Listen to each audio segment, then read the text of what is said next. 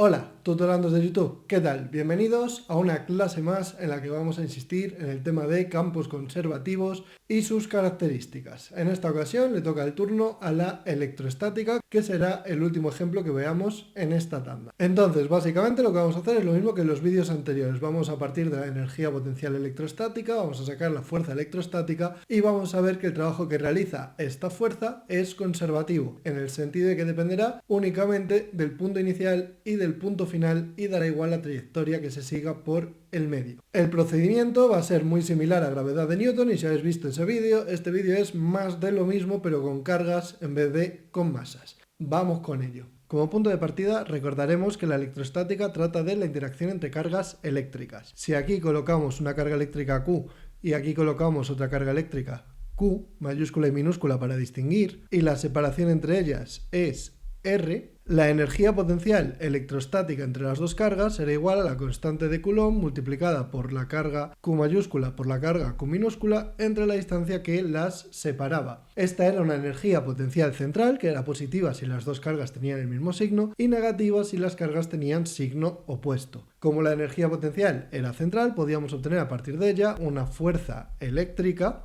que vendría dada como menos el gradiente de la energía potencial y que al ser central sería menos la derivada de la energía potencial con R por R unitario y se llegaba a la expresión constante eléctrica por producto de cargas entre R cuadrado por R unitario, donde R unitario sería el vector que va de la carga que hace la fuerza a la otra. Si queremos analizar la fuerza que hace la carga con mayúscula, el vector R unitario iría hacia allá, hacia la otra, y si queremos analizar la fuerza que hace la carga con minúscula, habría que dibujarlo del revés. Es decir, que la fuerza que hace la carga con mayúscula sobre Q minúscula era opuesta a la fuerza que hacía Q minúscula sobre Q mayúscula. Vamos a quedarnos únicamente con el primer caso. El trabajo realizado por esta fuerza eléctrica, dado que tiene asociada una energía potencial, es un trabajo conservativo y se puede calcular como menos la variación de la energía potencial. Es decir, que sería menos constante eléctrica por producto de cargas por 1 partido de radio final menos 1 partido de radio inicial, aplicando la relación que hay entre fuerza y energía potencial y que si la fuerza es menos el gradiente de la energía potencial, el trabajo se podía calcular haciendo este truco de hacer menos variación de energía potencial. Bien, vamos a ver ahora qué pasa si en vez de hacer este truco lo que hacemos es obtener el trabajo integrando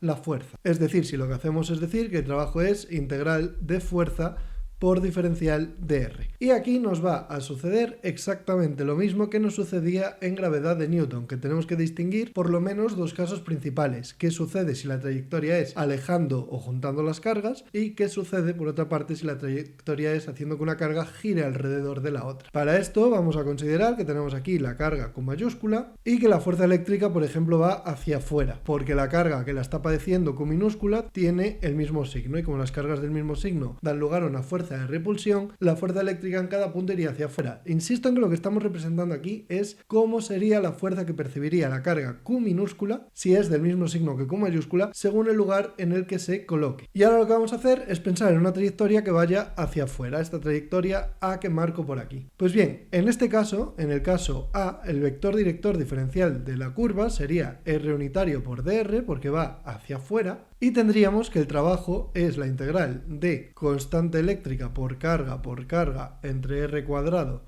por R unitario multiplicado por R y por dr. Ahora el producto escalar de R por R, como son el mismo vector unitario, me da 1 y lo puedo ignorar y además puedo sacar de la integral todo aquello que sea constante. Entonces me queda constante eléctrica por producto de cargas por la integral de dr partido de R cuadrado. Y esta integral es la misma que ya vimos en gravedad de Newton. La podemos hacer teniendo en cuenta que la integral de dr partido de R cuadrado es lo mismo que la integral de dr a la menos 2 por dr y esto, aplicando la regla de la potencia, es menos la variación de R elevado a menos 1 o lo que es lo mismo menos la variación de 1 partido por R. De modo que tendríamos que esto es menos constante eléctrica por producto de cargas por la variación de 1 entre R y eso es justo lo que tenemos arriba, menos constante eléctrica por producto de cargas por 1 partido de R final menos 1 partido de R inicial.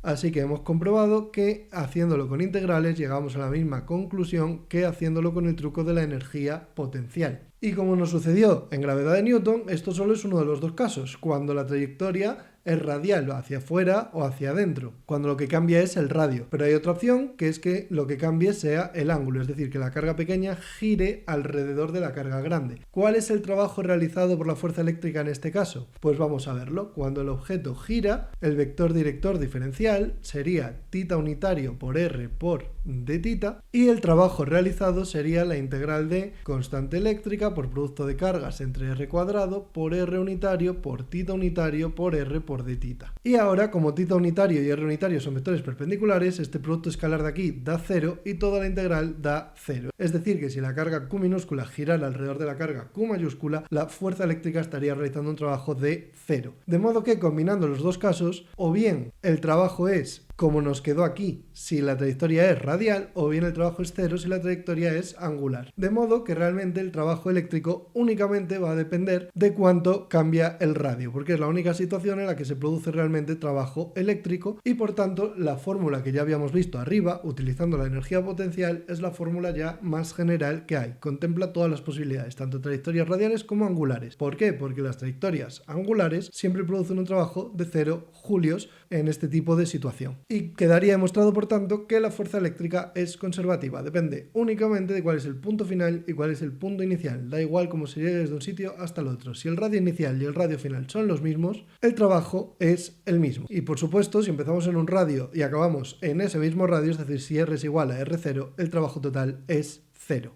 Y como sucedía en los vídeos anteriores, procede, ya que hemos explicado todo esto, a hablar además del campo eléctrico. La energía potencial eléctrica hemos dicho que era constante por producto de cargas partido por R. Y haciendo menos el gradiente de la energía potencial hemos llegado a la fuerza eléctrica, que era constante por producto de cargas entre R cuadrado por R unitario. Si la energía potencial la hubiésemos dividido entre la carga pequeña, es decir, si hubiésemos hecho energía potencial partido de carga pequeña, hubiéramos obtenido el potencial eléctrico, del cual ya hablamos en su momento, que sería igual a constante por carga partido por radio. Y si al potencial eléctrico le hacíamos menos el gradiente, es decir, si hacíamos menos el gradiente del potencial, obteníamos el campo eléctrico, que era constante por carga partido de R cuadrado por R unitario. Por otra parte, también podríamos llegar al campo eléctrico dividiendo la fuerza eléctrica entre la carga. Y si la fuerza eléctrica es conservativa, el campo eléctrico, que es exactamente igual pero dividido por la carga, también es conservativo. Es decir, que del mismo modo que la circulación de la fuerza eléctrica es igual